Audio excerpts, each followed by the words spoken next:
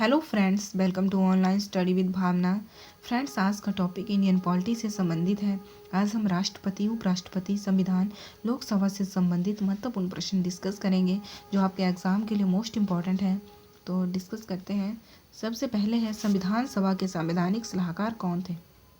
हमारे संविधान का निर्माण करने के लिए, हमारे कॉन्स्टिट्यूशन का निर्माण करने के लिए एक संविधान सभा का गठन किया गया था। कब? 1946 में। कौन सी योजना के अंतर्गत संविधान सभा का गठन किया गया था? कैबिनेट मिशन योजना। कैबिनेट मिशन योजना के अंतर्गत जो है हमारे संविधान सभा का गठन किया गया था। इस संविधान सभा के एक संवैधानिक सलाहकार भी थे। कौन थे? BN राव जो है संविधान सभा के संवैधानिक सलाहकार थे। ओके, इस संविधान सभा के द्वारा कुछ समितियां बनाई गई थी जो एग्ज़ाम के लिए बहुत ही इंपॉर्टेंट है। वहाँ से कई बार एग्ज़ाम में क्वेश्चन पूछे गए हैं। तो सबसे पहले मैं बात करूँगी सरदार वल्लभ भाई पटेल की। कौन सी समिति के अध्यक्ष थे ये? सलाहकार समिति और अल्पसंख्यक समिति। सलाहकार समिति और अल्पसंख्यक समिति के अध्यक्ष थे सरदार वल्लभ भाई पटेल। JB कृपलानी झंडा समिति के थे JB कृपलानी। और भीमराव अंबेडकर मोस्ट इम्पॉर्टेंट है, प्रारूप समिति के अध्यक्ष थे। एग्जाम में बहुत बार पूछा गया है प्रारूप समिति के बारे में। प्रारूप समिति के अध्यक्ष कौन थे? भीमराव अंबेडकर थे। कब इसका गठन किया गया था? 29 अगस्त 1947 को। सभी जो समितियां संविधान सभा ने बनाई हैं वो मोस्ट इम्पॉर्टेंट है, लेकिन प्रारूप समिति के बारे में एग्जाम में बहुत बार पूछा गया है। इसके अध्यक्ष कौन थे? भीमराव अंबेडकर। 29 अगस्त 1947 को इसका गठन किया गया था। ओके, नेक्स्ट है, मतदाता की आयु 21 वर्ष से घटाकर 18 वर्ष कर दी गई थी। किस संविधान संशोधन के द्वारा? पहले जो मत डालने की आयु थी वो 21 वर्ष थी, लेकिन बाद में इसे घटा के 18 वर्ष कर दिया गया था। कौन सा संविधान में ऐसा संशोधन हुआ था? 61वां संवैधानिक संशोधन हुआ था 1989 में। उसके द्वारा जो है मत की आयु घटाकर 18 वर्ष कर दी गई थी।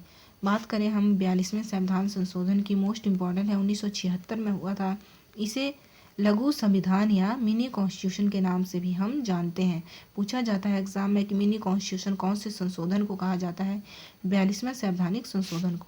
इसमें मूल कर्तव्य जोड़े गए, बहुत सारी चीज़ें जो है इसमें जोड़ी गई थी, तभी इसको मिनी कॉन्स्टिट्यूशन कहा जाता है। मूल कर्तव्य जिनकी संख्या 11 है, इसी संविधान संशोधन के द्वारा जोड़े गए थे। इसके बाद अखंडता, समाजवाद और धर्मनिरपेक्ष शब्द जो हैं, ये तीनों शब्द इसी संशोधन के द्वारा इसी संशोधन के द्वारा जोड़े गए थे। 42वें संवैधानिक संशोधन के कहाँ पे हैं ये शब्द? संविधान की प्रस्तावना में लिखे गए हैं ये शब्द, अखंडता, समाजवाद और धर्मनिरपेक्ष। एक ही बार हमारी प्रस्तावना में संशोधन हुआ था जब ये 3 वर्ड जोड़े गए थे। कई बार पूछ लिया जाता है कि प्रस्तावना में कितनी बार संशोधन हुआ है? एक बार हुआ है जब ये तीनों शब्द जो है जोड़े गए थे 1976 में। पहला संविधान संशोधन क्या है? पहला संविधान संशोधन 1951 में हुआ था। पहला संविधान संशोधन। हमारे संविधान में 12 अनुसूचियां हैं, जिसमें से जो 9वीं अनुसूची है वो पहले संशोधन के द्वारा ही संविधान में जोड़ी गई। और 86वां संविधान संशोधन मोस्ट रिपीटेड है, एग्जाम में बहुत बार ये पूछा गया है। कब हुआ है 86वां संवैधानिक संशोधन? 2002 में हुआ था ये। क्या है इसमें? 6 से 14 साल के बच्चों के लिए निःशुल्क शिक्षा का वर्णन जो है इस संशोधन के द्वारा किया गया है कि जो 6 से 14 साल के बच्चे हैं उनके लिए बच्चों के लिए शिक्षा अनिवार्य और निःशुल्क हो। संविधान के अनुच्छेद 21 के अंतर्गत जो है इसको जोड़ा गया है। ये भी पूछा जाता है कि कौन से अनुच्छेद में इसको जोड़ा गया है, तो अनुच्छेद 21 में इसे जोड़ा गया है। ओके, नेक्स्ट है, केंद्र और राज्यों के बीच शक्तियों का बंटवारा किस अनुसूची के अंतर्गत आता है? 12 अनुसूचियां हैं हमारे संविधान में, और कौन सी अनुसूची में केंद्र और राज्यों के बीच जो है शक्तियों का बंटवारा किया गया है? 7वीं अनुसूची में केंद्र और राज्यों के बीच शक्तियों का बंटवारा किया गया है। 3 सूचियां हैं 7वीं अनुसूची में, संघ सूची, राज्य सूची और समवर्ती सूची। ये तीनों सूचियां जो है 7वीं अनुसूची में दी गई हैं। क्या है इन तीनों में? ये तीनों जो है केंद्र और राज्य के बीच शक्तियों का बंटवारा जो है इन तीनों सूचियों में दिया गया है। जो कि संविधान की 7वीं अनुसूची में है। बात करें हम 10वीं अनुसूची की, 12 की 12 अनुसूचियाँ मोस्ट इंपॉर्टेंट है, किसी से भी एग्जाम में पूछ लिया जाता है। 10वीं अनुसूची में दिया गया है दल बदल के बारे में, दल बदल के कानून के बारे में 10वीं अनुसूची में दिया गया है। पहली अनुसूची में क्या दिया गया है, भारतीय संघ राज्य और संघीय क्षेत्रों के बारे में जो है पहली अनुसूची में दिया गया है। संघीय अनुसूची के बारे में, भारतीय संघ राज्य और संघीय अनुसूची के बारे में, संघीय क्षेत्रों के बारे में दिया गया है पहली अनुसूची में। और तीसरी अनुसूची में क्या दिया गया है, शपथ ग्रहण से संबंधित है तीसरी अनुसूची। किसकी शपथ, जो राष्ट्रपति हैं, प्रधानमंत्री हैं, सर्वोच्च न्यायालय के न्यायाधीश हैं, इनके जो शपथ ग्रहण करने का समारोह होता है, जिसके बारे में जो कुछ भी है उससे रिलेटेड वो सब कुछ तीसरी अनुसूची में दिया गया है। 92 संविधान संशोधन के द्वारा कौन सी भाषा जोड़ी गई थी। पहले हमारे संविधान जब बना था तो उसमें 14 ही भाषाएं जो हैं जोड़ी गई थी। कौन सी अनुसूची में है भाषाओं के बारे में, 8वीं अनुसूची में दिया गया है भाषाओं के बारे में। जब संविधान बना था तब 14 ही भाषाएं थी, लेकिन अब जो हैं 22 भाषाएं हमारे संविधान के 8वीं अनुसूची में दी गई हैं। तो जो 92 संविधान संशोधन हुआ था उसमें कौन सी भाषा जोड़ी गई थी, बोडो और डोगरी। 4 भाषाएं जोड़ी गई थी, बोडो, डोगरी, मैथिली और संथाली। आप BDMS करके भी इसको याद कर सकते हैं। BDMS की 92 जो संविधान संशोधन हुआ था उसमें बोडो, डोगरी, मैथिली और संथाली ये 4 भाषाएं जोड़ी गई थी 2003 में जोड़ी गई थी। गुजराती और मराठी पहले से ही अनुसूची में थी, मलयालम पहले से ही अनुसूची में थी, लेकिन सिंधी को भी संशोधन के द्वारा जोड़ा गया था। 21वां संवैधानिक संशोधन हुआ था 1967 में। 3 बार संशोधनों से भाषाएं जोड़ी गई हैं, एक 2003 में, 1967 में, जो एग्ज़ाम में पूछी जाती हैं। ओके, नेक्स्ट है भारतीय संविधान में कितने प्रकार की रिट जारी करने की शक्ति है। 5 प्रकार की रिट जो है भारतीय संविधान के द्वारा जारी की जाती है। रिट क्या है, किसे कहते हैं रिट। हमें जो है मौलिक अधिकार दिए गए हैं संविधान के द्वारा, कुछ फंडामेंटल राइट दिए गए हैं हमें, जिनकी सुरक्षा कौन करता है, सर्वोच्च न्यायालय करता है, सुप्रीम कोर्ट करता है, जिसके आधार पर तभी सुप्रीम कोर्ट जो है ये रिटें जारी कर सकता है। रिट क्या है, उन्हें अधिकार दिया गया है, सर्वोच्च न्यायालय को अधिकार दिया गया है कि वो हमारे किसी भी कार्य को करने से हमें रोक सकता है। जो कार्य उन्हें गलत लगता है उसे हमें करने से रोक सकता है। ये किसी भी कार्य को जो है सुप्रीम कोर्ट हमें करने का आदेश दे सकता है। इनके द्वारा ये रिटें जो है सर्वोच्च न्यायालय जारी करता है। हमारे संविधान में कितनी रिटें दी गई हैं, 5 दी गई हैं। क्या है ये, हमारे मौलिक अधिकारों की सुरक्षा करने के लिए ही ये जारी की जाती हैं। संविधान सभा की पहली बैठक कब हुई थी। संविधान सभा का गठन हुआ था 1946 में, तो इसकी पहली बैठक कब हुई थी, 1946 में हुई थी। कब, 9 दिसंबर 1946 को संविधान सभा की पहली बैठक हुई थी। प्रथम बैठक की अध्यक्षता किसने की थी, सच्चिदानंद सिन्हा ने। सच्चिदानंद सिन्हा जो अस्थायी अध्यक्ष थे, स्थायी अध्यक्ष नहीं थे ये। सच्चिदानंद सिन्हा अस्थायी अध्यक्ष थे जिन्होंने पहली बैठक की अध्यक्षता की थी। बाद में राजेंद्र प्रसाद को स्थायी अध्यक्ष बनाया गया था। ये पूछा जाता है एग्ज़ाम में कि राजेंद्र प्रसाद को स्थायी अध्यक्ष कब बनाया गया था, तो राजेंद्र प्रसाद को 11 दिसंबर 1946 को स्थायी अध्यक्ष बनाया गया था संविधान सभा का। अस्थायी कौन थे पहले, सच्चिदानंद सिन्हा। और 13 दिसंबर 1946 को क्या हुआ था, उद्देश्य प्रस्ताव पास किया था जवाहरलाल नेहरू ने, जो है उद्देश्य प्रस्ताव पास नहीं किया था, इसे प्रस्तुत किया था 13 दिसंबर 1946 को। और हमारी जो संविधान की प्रस्तावना है उसे हम उद्देशिका भी कहते हैं। इस उद्देश्य प्रस्ताव के आधार पर ही जो प्रस्तावना में दिया गया है वो उद्देश्य प्रस्ताव में भी दिया गया था, तो इसलिए उसे उद्देशिका भी कहते हैं। 13 दिसंबर 1946 को इस प्रस्ताव को जो है प्रस्तुत किया था जवाहरलाल नेहरू ने। ओके, नेक्स्ट है भारत का राष्ट्रपति अगर अपना त्याग पत्र देना चाहे तो किसे देता है। भारत का राष्ट्रपति अगर अपना त्याग पत्र देना चाहे तो वो उपराष्ट्रपति को देता है, जिसकी सूचना उपराष्ट्रपति किसे देता है, लोकसभा के अध्यक्ष को। कौन से संविधान के अनुच्छेद में दिया गया है? 56(1) में दिया गया है कि राष्ट्रपति जो है अपना त्यागपत्र उपराष्ट्रपति को देगा। अगर उपराष्ट्रपति ना हो तो उपराष्ट्रपति अगर उपस्थित ना हो, उनकी अनुपस्थिति में जो है राष्ट्रपति अपना त्यागपत्र किसे देगा? सर्वोच्च न्यायालय के न्यायाधीश को। अगर पूछा जाए कि भारत का राष्ट्रपति उपराष्ट्रपति की अनुपस्थिति में अपना त्यागपत्र किसे देगा, तो सर्वोच्च न्यायालय के न्यायाधीश को। और अगर उपराष्ट्रपति हो तो सबसे पहले उपराष्ट्रपति को देगा, जिसकी सूचना वो लोकसभा के अध्यक्ष को तुरंत ही देता है। नेक्स्ट है 10वीं अनुसूची का संबंध किससे है? हमने पहले ही डिस्कस किया। 10वीं अनुसूची का संबंध है दल बदल के कानून से। भाषाओं के बारे में किसमें दिया गया है? 8वीं अनुसूची में दिया गया है। कितनी भाषाओं का वर्णन है? 22 भाषाओं का वर्णन उसमें किया गया है। 22 भाषाओं को मान्यता दी गई है, जो कि 8वीं अनुसूची में है। वेतन भत्ते का संबंध किससे है? कौन सी अनुसूची में है? 2री अनुसूची में दिया गया है वेतन भत्ते के बारे में।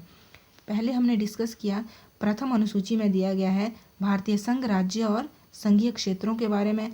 दूसरी अनुसूची वेतन भत्तों से संबंधित है। तीसरी अनुसूची शपथ ग्रहण से संबंधित है। 7वीं अनुसूची के बारे में हमने डिस्कस किया, राज्य और केंद्र के बीच शक्तियों का बंटवारा करती है 7वीं अनुसूची। 8वीं जो है भाषाओं से संबंधित है। 10वीं किससे संबंधित है? दल बदल से संबंधित है। ओके, नेक्स्ट है, हमारे देश में पहली बार राष्ट्रपति शासन जो है किस राज्य में लगा था? हमारे देश में जो है राष्ट्रपति शासन पहली बार पंजाब में लगा था। कब लगा था? 20 जून 1951 में लगा था। कब तक?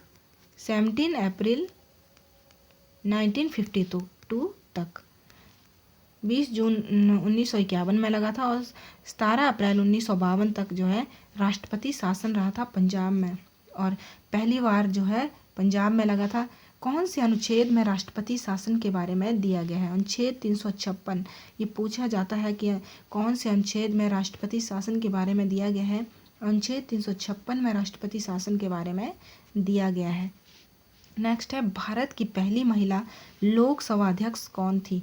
मीरा कुमार भारत की पहली लोकसभा अध्यक्ष थी, पहली महिला लोकसभा अध्यक्ष थी। बात करें प्रतिभा पाटिल की, तो प्रथम महिला राष्ट्रपति थी प्रतिभा पाटिल। पहली महिला राष्ट्रपति थी प्रतिभा पाटिल। सुचेता कृपलानी जो है हमारे देश की पहली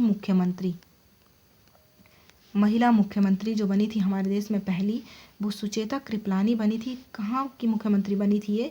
उत्तर प्रदेश की मुख्यमंत्री बनी थी।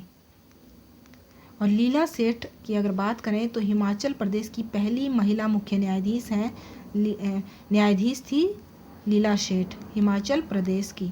मैं एक बार फिर रिपीट कर देती हूँ। मीरा कुमार पहली महिला लोकसभा अध्यक्ष थी, मीरा कुमार। प्रतिभा पाटिल पहली महिला राष्ट्रपति थी, प्रतिभा पाटिल। सुचेता कृपलानी पहली मुख्यमंत्री बनी थी, पहली महिला मुख्यमंत्री बनी थी हमारे देश की। और कौन से स्टेट की बनी थी? उत्तर प्रदेश से बनी थी ये। लीला सेठ हिमाचल प्रदेश की पहली महिला मुख्य न्यायाधीश थी। ओके, नेक्स्ट है, राज्यसभा में राष्ट्रपति द्वारा मनोनीत सदस्य कितने हैं? राज्यसभा में राष्ट्रपति के द्वारा कुछ सदस्य मनोनीत किए जाते हैं, उनकी संख्या कितनी है?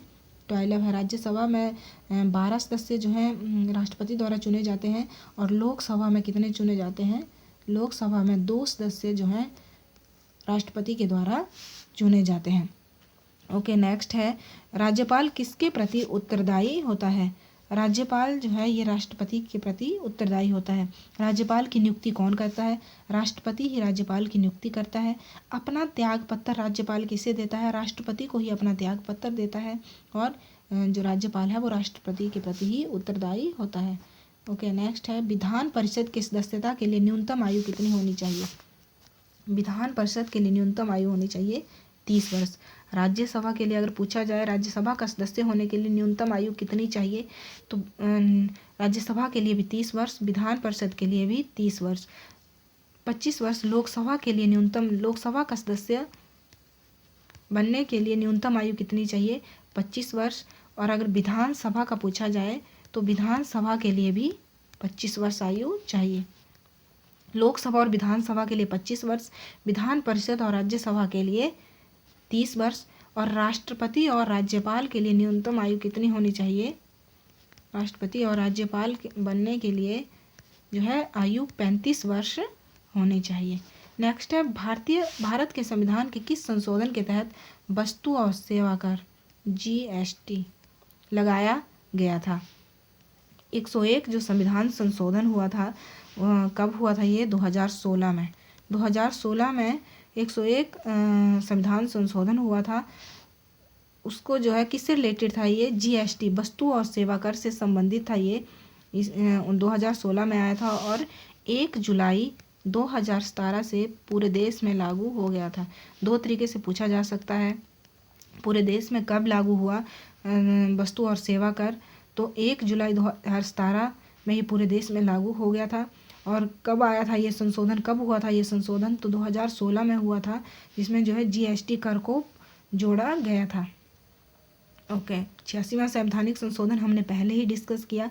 6 से 14 वर्ष के बच्चों के लिए निःशुल्क शिक्षा से संबंधित है ये। 42वां संवैधानिक संशोधन मूल कर्तव्य जोड़े गए, इसे लघु संविधान भी कहा जाता है। ओके, नेक्स्ट है, संसद के संयुक्त अधिवेशन की अध्यक्षता कौन करता है? संसद के संयुक्त अधिवेशन की अध्यक्षता करता है लोकसभा का अध्यक्ष। लोकसभा में कोरम को पूरा करने के लिए कितने सदस्यों की आवश्यकता होती है? मोस्ट इम्पॉर्टेंट है और रिपीट हुआ है बहुत बार। 1/10 सदस्य जो हैं ये कोरम को पूरा करने के लिए इनकी आवश्यकता होती है, यानी 55 सदस्य। ओके, नेक्स्ट है, कौन विधेयक धन विधेयक है नहीं, इसका निर्णय कौन करता है? यानी कि कौन सा बिल जो है वो मनी बिल है? कौन सा बिल मनी बिल है, इसका निर्णय कौन करता है? इसका निर्णय करता है लोकसभा का अध्यक्ष कि कौन सा बिल जो है वो मनी बिल है। और मनी बिल के बारे में कौन से अनुच्छेद में दिया गया है? अनुच्छेद 110 में जो है धन विधेयक के बारे में दिया गया है, यानी कि मनी बिल के बारे में अनुच्छेद 110 में दिया गया है। ओके, नेक्स्ट है, उच्चतम न्यायालय की प्रथम महिला न्यायाधीश कौन थी? सुप्रीम कोर्ट की प्रथम महिला न्यायाधीश कौन थी? मीरा साहिब फातिमा बीबी जो थी, ये हमारे सुप्रीम कोर्ट की उच्चतम न्यायालय की प्रथम महिला न्यायाधीश थी। मीरा कुमार लोकसभा की प्रथम महिला अध्यक्ष थी। लीला सेठ हिमाचल प्रदेश की प्रथम महिला मुख्य न्यायाधीश थी। संसद की सबसे बड़ी समिति कौन सी है? संसद की कुछ समितियां हैं। एक तो स्थायी समितियां होती हैं और एक अस्थायी समितियां होती हैं। जो स्थायी समितियां हैं उनमें से सबसे बड़ी समिति कौन सी है? प्राक्कलन समिति जो है ये सबसे बड़ी समिति है संसद की। और लोक लेखा समिति को इसकी जुड़वा बहन कहा जाता है। ये मैंने पहले भी डिस्कस किया है कि लोक लेखा समिति को प्राक्कलन समिति की जुड़वा बहन कहा जाता है। प्राक्कलन समिति जो सबसे बड़ी समिति है, पूछा जाता है एग्जाम में कि प्राक्कलन समिति में राज्यसभा के कितने सदस्य हैं? तो इसमें सिर्फ लोकसभा से ही 30 सदस्य हैं। इसके सदस्यों की संख्या, प्राक्कलन समिति के सदस्यों की संख्या 30 है, जो सभी जो हैं वो लोकसभा से या राज्यसभा से इसमें कोई भी सदस्य नहीं होता। मोस्ट इम्पॉर्टेंट है और रिपीट हुआ है एग्जाम में। लोकसभा का अध्यक्ष किसके द्वारा हटाया जाता है? लोकसभा का अध्यक्ष जो है लोकसभा के सदस्यों द्वारा, लोकसभा के सदस्यों के प्रभावी बहुमत के द्वारा जो है लोकसभा का अध्यक्ष उसके पद से हटाया जाता है। फ्रेंड्स, आई होप आज की जो वीडियो है आपके आने वाले एग्ज़ाम के लिए आपके लिए यूज़फुल होगी। अगर आपको वीडियो पसंद आए तो लाइक करें, चैनल को सब्सक्राइब करें ताकि आपको आने वाली सभी वीडियो की नोटिफिकेशन मिल सके। Thank you, keep watching.